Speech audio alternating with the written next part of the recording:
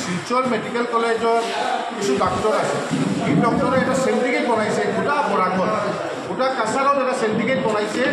চেণ্টিকেট বনাই আপোনালোকে দেখিছে শিলচৰ যিমান নাৰ্ছিং হোম আছে যিমান নাৰ্ছিং সব নাৰ্ছিং হোমত কেইটামান নাৰ্ছিং হোম আছে ডাঙৰ ডাঙৰ নাৰ্ছিং হোম এই নাৰ্ছিং হোমৰ মালিকৰ লগত শিলচৰ মেডিকেল কলেজৰ ডক্টৰবিলাকৰ এটা চেণ্টিকেট বনাইছে এই চেণ্টিকেট বনাই আজি জেজেম হয় আৰু হস্পিটেল আছে আৰু প্ৰাইভেট নাৰ্ছিং হোম আছে এই প্ৰাইভেট নাৰ্ছিং হোমবিলাকে শিলচৰ মেডিকেল কলেজৰ ডক্টৰবিলাকৰ লগত এটা চেণ্টিকেট বনাই এটা ব্যৱস্থা চলাইছে আমি জানো এই শিলচৰত যিমান নাৰ্ছিং হোম আছে এই নাৰ্ছিং হোমত বেছিভাগ মানে ট্ৰিটমেণ্ট নহয় এইটো চেণ্টিকেট চলাই পইচা ৰুজিৰ এটা ৰাস্তা বনাইছে আমাৰ দুখীয়া মানুহক লুটি পুটি লৈ আমাৰ দুখীয়া মানুহ গুৱাহাটীত যাব নোৱাৰে শিলচৰ মেডিকেল কলেজত আহিলে শিলচৰ মেডিকেল কলেজৰ ট্ৰিটমেণ্ট নহয় আপোনালোকে দেখা পাইছে চব ডাক্তৰবিলাক যিমান শিলচৰ মেডিকেল কলেজৰ ডক্টৰ আছে সেই ডক্টৰবিলাক বেছিভাগ ডক্টৰ শিলচৰ প্ৰাইভেট নাৰ্ছিং হোমত ডক্টৰী কৰি আছে